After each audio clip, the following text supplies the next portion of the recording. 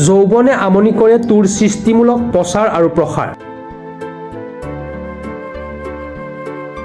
যোৰহাটৰ বিভিন্ন ঠাইত সমাজকৰ্মী সমীৰৰ একক আৰু নিজা প্ৰচেষ্টা। 2017 চনৰ পৰা সমীৰয়ে নিস্বাৰ্থভাৱে অসমীয়া ছবি উদ্যোগৰ বাবে সেৱা আগবঢ়াই আহিছে। নৱবৰ্ষৰ 2 জানুৱাৰীত মুক্তি লাভ কৰা যৌৱনে আমনি কৰে তোৱে দৰ্শকৰ অভূতপূৰ্ব সঁহাৰি লাভ কৰিবলৈ সক্ষম হৈছে। 1998 চনত মুক্তি লাভ কৰা যৌৱনে আমনি কৰে ছবিখনে অসমীয়া ছবি উদ্যোগলৈ এক জাগৰণ আনিবলৈ সক্ষম হোৱাৰ লগতে ছবি উদ্যোগলৈ এক আলোড়ন আনিছিল। লক্ষ্মীনাৰায়ণ ফিল্মছ নিবেদিত অশোক কুমাৰ বিষয়াৰ পৰিচালিত যৌৱনে আমনি কৰে তোৱে অসমৰ বাহিৰতো মুক্তি লাভ কৰিব বুলি জানিবলৈ দিয়ে। চাওক, আমাৰ অসমীয়া চিনেমাৰ আমাৰ ইতিহাস আছে। আমাৰ প্ৰথম জয়মতীকে আদি কৰি তেতিয়াৰ পৰা আমাৰ যি অব্যাহত ধাৰা আছে অসমীয়া চিনেমাৰ এটা যি পৰিৱেশ আছে, আৰু পৰৱৰ্তী সময়ত মিছন চাইনাকে আদি কৰি আমাৰ সকলোৱে হিয়াৰ আমঠু জুবিন দাই যি চিনেমা উদ্যোগটোক লৈ আমাৰ অসমীয়া সপোন দেখিছিলে। জুবিন দা নাই, আমি অত্যন্ত দুখিত। তথাপিতো ৰৈ ৰৈ বিনালে অপূৰ্ব সফলতাৰ পিছত আমি ভাবিছোঁ যৌৱনে আমনি কৰে 2খন আমাৰ সফলভাৱে ছবিঘৰত চাব, আৰু সকলো দৰ্শক ওলাই আহক, অসমীয়া ছবি জগতৰ উদ্যোগটো জীয়াই ৰাখক।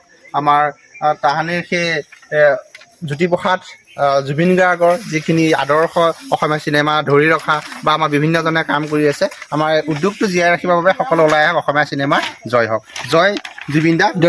হয়।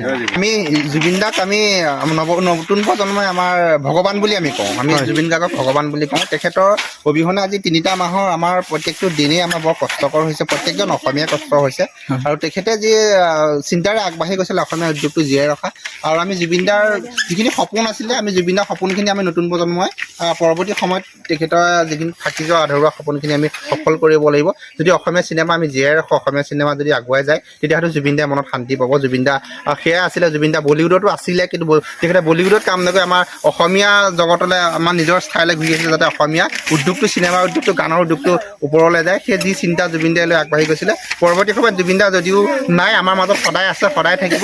আমি জুবিন দাৰ আদৰ্শৰে আমি সকলো অসমীয়া আমি আগবাঢ়ি যাম বুলি আমি ভাবিছোঁ। যোৰহাটৰ পৰা বিকি নেওগৰ ৰিপৰ্ট, প্ৰাতঃ টাইম ডিজিটেল।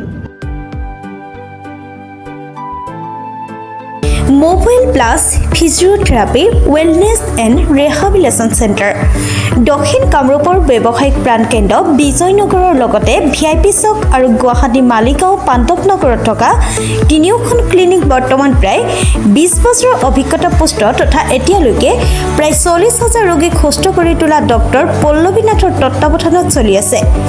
এই ফিজিঅ'থেৰাপি চেণ্টাৰ 3টাত বৰ্তমান অভিজ্ঞ ডক্টৰৰ দ্বাৰা যিকোনো জটিল ফিজিঅ'থেৰাপি চিকিৎসাৰ লগতে যিকোনো ৰোগীৰ ঘৰলৈ গৈ চিকিৎসা সেৱাৰ সুব্যৱস্থাও ৰাখিছে। আমাৰ ঠিকনা mobile plus physiotherapy wellness and rehabilitation center, opposite Uparshali Bijoynagar SBI branch. আমাৰ VIP চকৰ ঠিকনাটো হ'ল VIP chowk near VIP bus stop, Borjhar, Guwahati.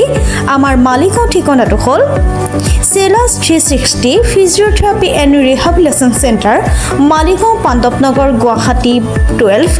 আমাৰ যোগাযোগ নম্বৰ হৈছে 8011744696।